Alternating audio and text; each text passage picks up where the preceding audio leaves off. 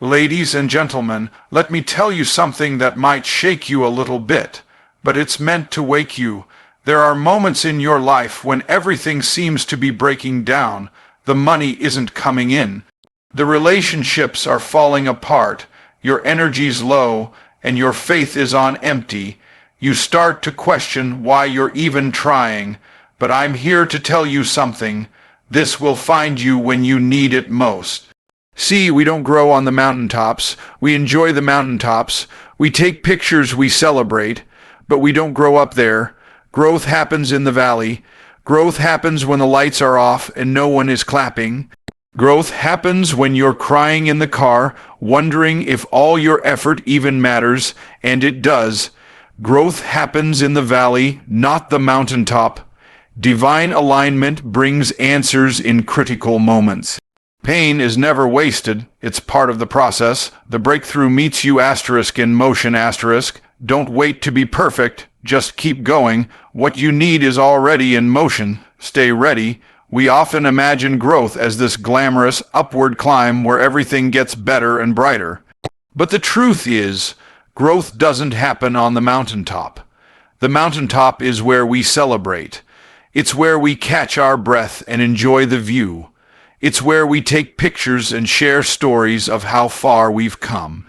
But it is not where the transformation happens. Growth happens in the valley.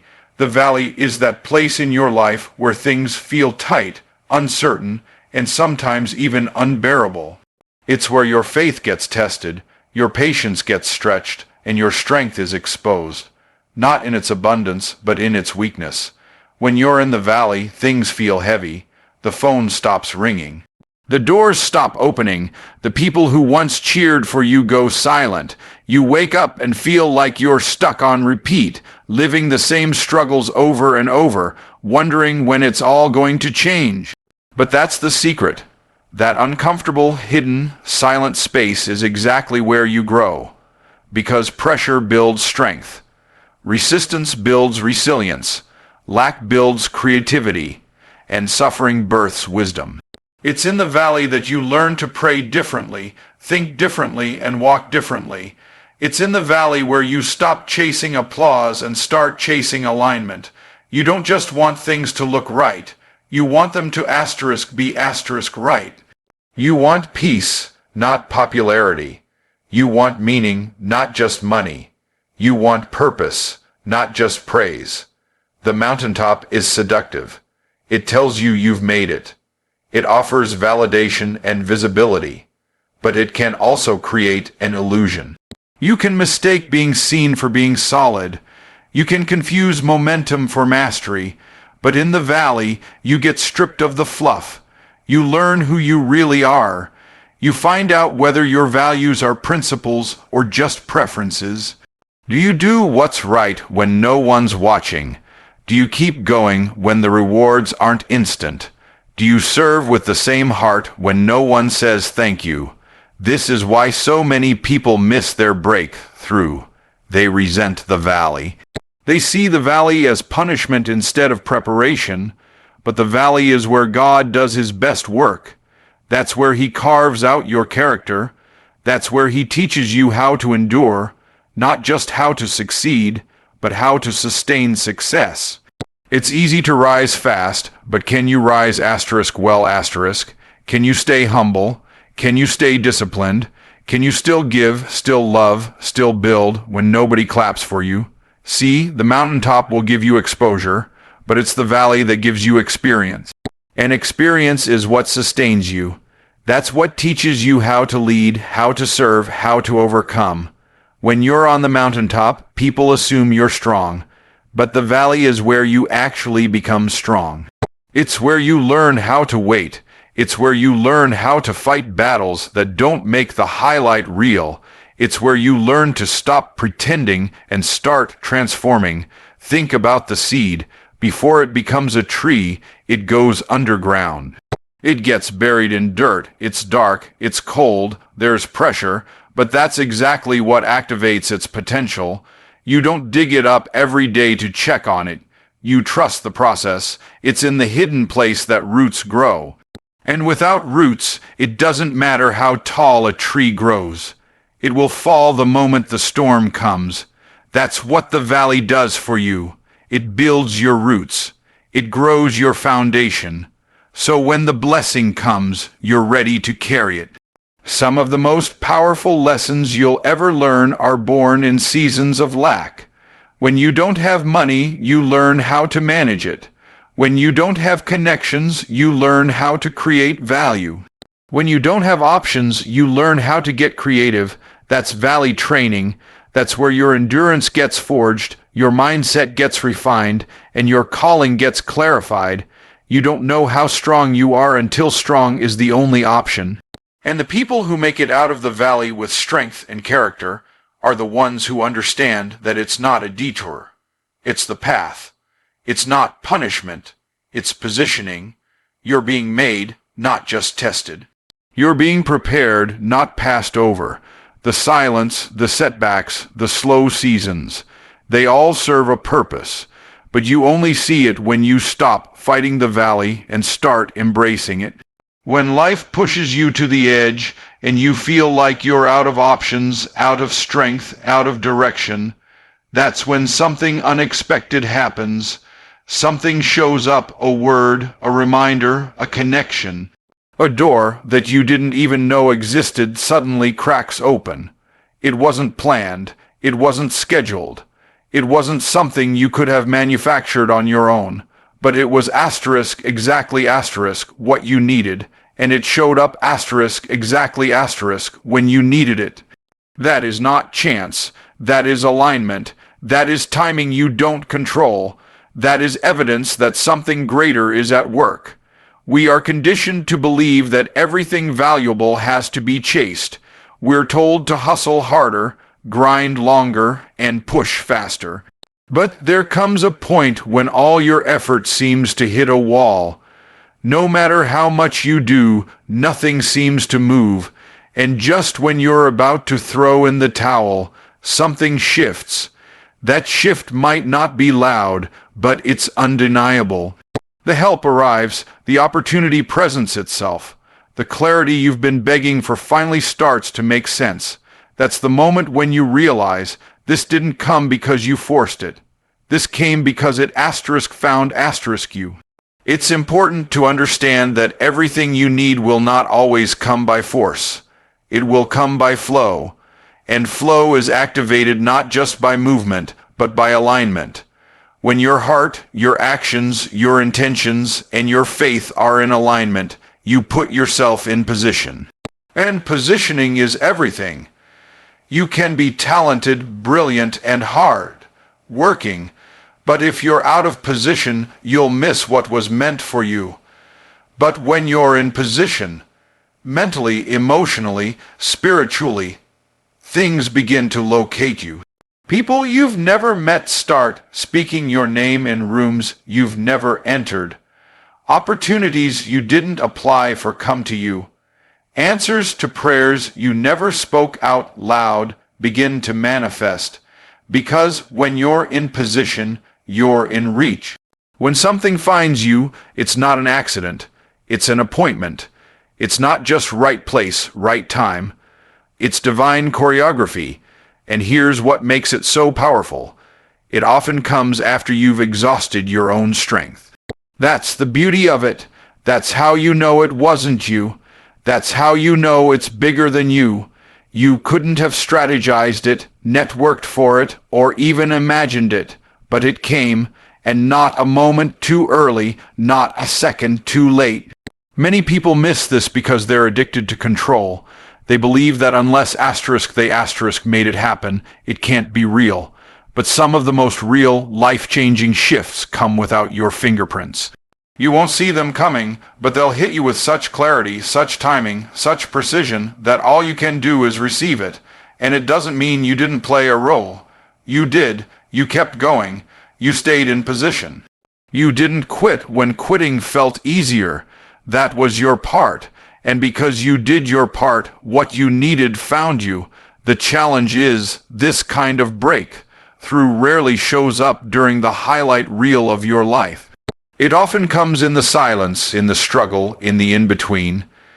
It finds you in the moments you're most likely to give up. That's not random. That's design. Because the impact of a blessing is multiplied when it reaches you at your lowest.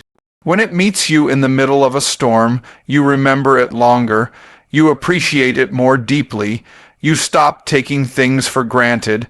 That's why it's designed to come when you need it most, not when you simply want it. Sometimes, what finds you doesn't look like a solution. Sometimes it looks like a lesson, a setback that reveals a toxic pattern, a delay that protects you from disaster, a no that prepares you for a better yes. But even then, it still found you, and it still came when you needed it, even if it wasn't what you were asking for. Your job is not to chase every opportunity, panic over every delay, or manipulate every outcome. Your job is to stay in alignment, keep moving forward, and trust that what is truly meant for you will find you, and it will, when you're ready. Not always in your mind, but in your heart. When you're surrendered, when you're open, when you're positioned, that's when it will come. Not a second before, not a second after, right on time. Pain is one of the most misunderstood forces in life. Most people run from it, avoid it, resent it. But what they don't realize is that pain is never random. Pain is a messenger. Pain is a tool. And most importantly, pain is an investment. It may not feel like it in the moment, but every ounce of pain you experience has the potential to produce something in you that ease and comfort never could. Pain sharpens, pain clarifies, pain purifies. It pulls away the surface-level distractions and gets down to the core of who you really are. When you're in pain, you begin to see what matters most. It strips away the unnecessary. It confronts your illusions. It makes you ask hard questions. Who am I without this job? Who am I without this title? Who am I when everything I leaned on has been removed? Those aren't questions you ask in comfort. Those are questions that rise up in discomfort, in loss, in heartbreak. And it's in those moments that pain starts doing its deepest work. It starts shaping your identity, not the one you perform, but the one you possess. Pain is never wasted when it leads to wisdom. When you go through something and choose to grow from it, that pain becomes power. It becomes perspective. It becomes the foundation for your purpose. You begin to lead differently, speak differently, show up differently, not because you read about it, but because you lived it. You felt the weight of disappointment, the sting of betrayal, the crushing pressure of failure, and you're still here. That's not something you can fake. That's not something you can learn in theory. That's something you earn in the trenches. There are lessons that only pain can teach. You can read 100 books on patience, but until you've had to wait in uncertainty, you don't know what patience feels like. You can talk about empathy, but until you've had to pick yourself up from rock bottom, you don't understand the depth of compassion that comes from real pain. Pain creates connection. It makes you human. It softens you in all the right places and strengthens you in all the others. The key is not to avoid pain, but to understand it, to respect it. Because when you realize pain has a purpose, you stop wasting time asking, "Why me?" and start asking, "What is this trying to teach me?"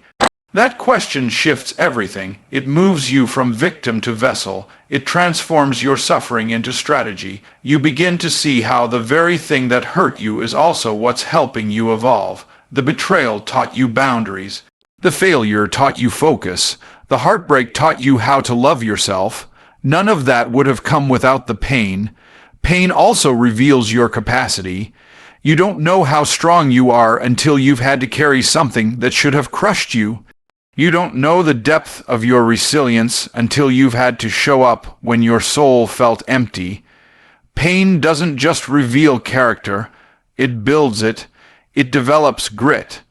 It forces you to decide whether you're going to break down or break through. And every time you choose breakthrough, you reinforce a new level of mental, emotional, and spiritual muscle. The problem is, many people try to skip this process. They numb themselves with distractions. They avoid discomfort at all costs.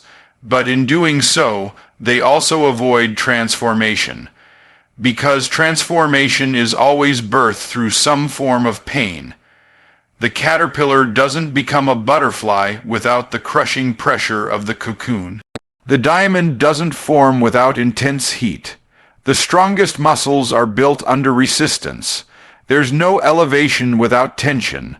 So if you're in a painful season, don't waste it. Don't numb it. Don't pretend it's not real. Lean into it, listen to it, let it do its work, because that pain is carving out something in you that nothing else could. It's preparing you for a version of yourself that can't be developed in comfort. It's preparing you to carry a weight of responsibility, impact, and influence that only someone refined by fire can hold. The world doesn't need more polished performers. It needs real people who have walked through pain and come out with purpose. There's a powerful truth that many people miss while waiting for their breakthrough. The blessing doesn't chase people who are standing still. It meets people who are in motion. Too many are sitting back, waiting for clarity, waiting for the perfect moment, waiting for a sign so loud it drowns out every ounce of uncertainty. But waiting without movement is not faith. It's fear dressed up in spiritual language. Faith is not passive. Faith moves. Faith acts. Faith takes steps before the full staircase is even built. When you're in motion, even if it's slow, even if you're unsure, you create momentum, and momentum attracts direction. Think about how a GPS works. You don't get turn-by-turn instructions while parked. The system doesn't start speaking until you move *. That's when it calculates the route. That's when you get guidance. Life is the same way. You often don't get the next instruction until you've acted on the last one. If you're stuck, it might not be because there's no answer. It might be because you haven't moved toward the last one you received. Motion is proof of belief. Anyone can talk about goals, visions, and dreams, but if there's no movement, there's no commitment. Movement, even messy movement, tells the universe, and more importantly, tells you that you're serious. It tells God that you're not waiting for perfect conditions because you trust Him in the uncertainty. That's where power lies, not in the waiting room, but in the walk. Not in the theorizing, but in the doing. Even when you're unsure, motion creates opportunities that stagnation never will. Some of your greatest breakthroughs won't be in the first step. They'll be in the third, the fourth, the 10th. But you never reach that moment if you never start moving. People often look at others' success and think they were lucky or favored. What they don't see is that most breakthroughs happened on the other side of movement. Someone started the business without all the funding. Someone gave the speech without all the confidence. Someone launched the project without all the details. And because they moved, doors opened. There's a spiritual law in this. Action precedes acceleration. You sow, and then you reap, not the other way around. You take the step, and then the momentum follows. That's why stagnation is so dangerous. It not only delays your growth, it disconnects you from the momentum meant for you. You can't build momentum from a standstill. You have to activate it. Movement doesn't mean chaos. It doesn't mean doing everything. It means doing something. One obedient step. One courageous decision. One small act of faith. The movement itself begins to call in the resources, the people, the insight. That's how provision works. It doesn't land in your lap while you wait for everything to line up. It meets you as you move forward with what you have. Motion is also what transforms your mindset. You might start afraid, unsure, or unqualified, but the act of moving begins to change how you see yourself. You begin to trust your instincts. You learn from experience, not just ideas. You stop relying on external validation and start building internal confidence. Each step confirms that you can handle more than you thought. Each action proves that your fear doesn't control you, and with every step, your capacity expands. Standing still breeds anxiety. It gives your doubts room to echo. It amplifies every what if until you become paralyzed. But motion silences fear.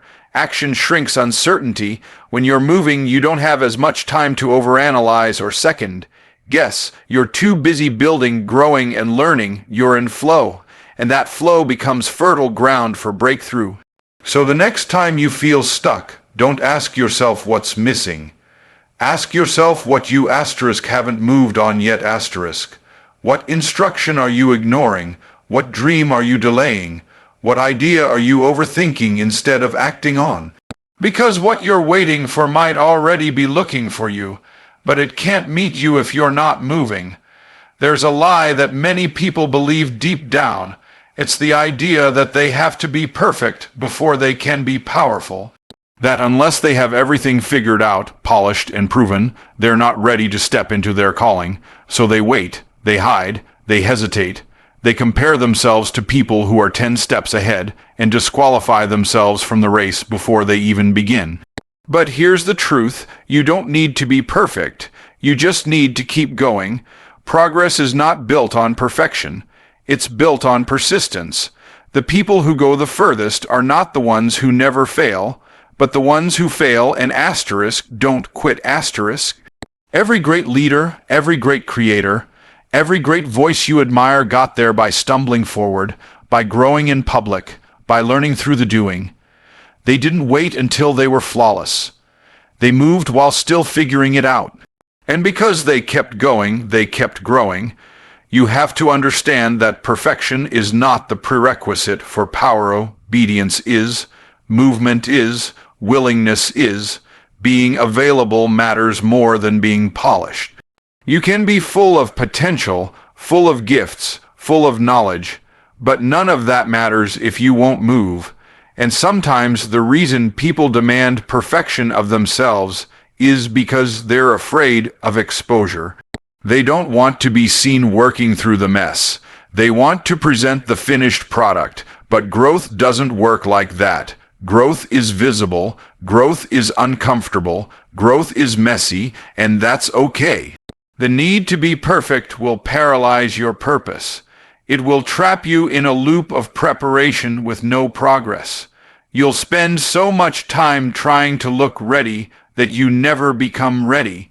And what's worse, you'll watch other people with less skill, less experience, and less knowledge rise, not because they're better than you, but because they had the courage to start where they were. They gave themselves permission to be a beginner, to not have it all together, to launch before it was perfect. And in doing so, they gained what others only dream about: real experience. There's power in showing up anyway. When you show up scared, unsure, unpolished, but still willing, you unlock a new level of grace. You stop relying on your own perfection and start relying on something deeper. That humility opens doors that pride will never reach, because perfectionism is pride in disguise. It says, I have to prove I'm enough before I act like I am. But when you know who you are, when you know you were created with purpose, you stop trying to prove and you just start producing. The myth of perfection also keeps you isolated, because if you believe you have to be perfect, you'll never let anyone in. You'll hide your flaws, you'll pretend you don't need help, and you'll miss the very relationships, the very support, the very mentorship that was designed to help you grow. But when you release the need to be perfect, you make space for connection. You let people walk with you. You receive correction without shame. You learn faster, grow deeper, and rise higher. It's also worth saying, perfection isn't relatable. People don't connect with your image. They connect with your authenticity, your story, your struggle, your realness. When you keep going, even when it's messy, you give others permission to do the same. You become living proof that progress is possible. You become a mirror that reflects not how perfect someone has to be, but how powerful they already are right now in their process. You're not called to impress, you're called to impact, and impact is born in movement, not mastery. So don't wait for everything to be lined up. Don't wait for flawless execution. Don't wait until the fear disappears. Start with the fear, start with the flaws, start with the doubts, but start asterisk. And when it gets hard, when it gets ugly, when it gets awkward, keep going. Because it's not about being perfect. It's about being faithful. There's a moment in everyone's life when they feel invisible, when the work they're doing goes unnoticed, the sacrifices they've made seem unappreciated, and the progress they've fought for feels like it's moving in slow motion. And it's in that moment that the enemy of your purpose whispers the loudest, "You're wasting your time." But here's the truth that silence can't erase asterisk. You are not being ignored, you are being watched. Asterisk, you are not forgotten, you are being asterisk formed. Asterisk, every seed grows underground first. Before the breakthrough becomes visible, the roots are stretching deep. That quiet season you're in, that's not punishment, that's preparation, that's foundation, that's the development of the strength you'll need to sustain what's coming. If the spotlight came too soon, it would crush you. If the platform arrived before the character was built, it would expose what wasn't ready. So the delay is not denial, it's design. What you build in the dark determines what can stand in the light. And that's why the unseen seasons are so important. They're not empty. They're full of shaping, stretching, strengthening. That moment when nobody's clapping for you, nobody's checking for you, and nobody's acknowledging your effort. That's the moment when your motivation has to come from within. That's where your why gets tested. Are you doing this for applause, or are you doing this because it's what you were created to do? The truth is, what grows in silence often speaks the loudest in the end. Because while others are busy performing for visibility, you're building for longevity. You're building something that doesn't collapse under pressure. You're becoming someone who doesn't fold when adversity shows up. The silent seasons may not look impressive, but they are asterisk essential asterisk. That's where depth is developed. That's where substance is forged. If you're doing the right thing and nobody seems to notice, keep going. You're not unseen, you're being asterisk studied asterisk. The right people, the right eyes, the right voices will see you at the right time. And when they do, they won't just see what you've done. They'll see what you've asterisk become asterisk. The work is forming you, the silence is refining you, the obscurity is protecting you, and when your moment comes, and it will, you won't have to force anything. You'll be ready not because you were performing, but because you were preparing. Obscurity is not the enemy of greatness. It's often the birthplace of it. So when it feels like no one's watching, that's when you develop your best work. That's when your discipline gets tested and built. That's when you master consistency without the need for validation. You don't just get stronger. You become asterisk unshakable asterisk. You stop waiting for someone else to see your value, and you start walking in it. That's what turns potential into power. Just because it's not loud doesn't mean it's not working. Just because it's not public doesn't mean it's not powerful. Some of the strongest foundations are built in silence, in solitude, in stillness. That's where alignment happens. That's where clarity comes. And the irony is, the more you grow in private, the more undeniable you become in public. Because what's real eventually reveals itself. What's rooted always rises. So wherever you are right now, in motion or in waiting, in pain or in preparation, know this: What's meant for you is not behind you, and it's not beyond you. It's on its way to you, moving through the very challenges you're facing, shaped by the very trials you're enduring. Your job is not to force it, chase it, or fake it. Your job is to stay ready in faith, in motion, in alignment. Because what you need will find you, not when you want it, but when you're prepared to carry it. And when it finds you, it won't just change your situation. It will confirm everything you believed in the dark. Keep going, stay positioned, because this asterisk will find you when you need it most.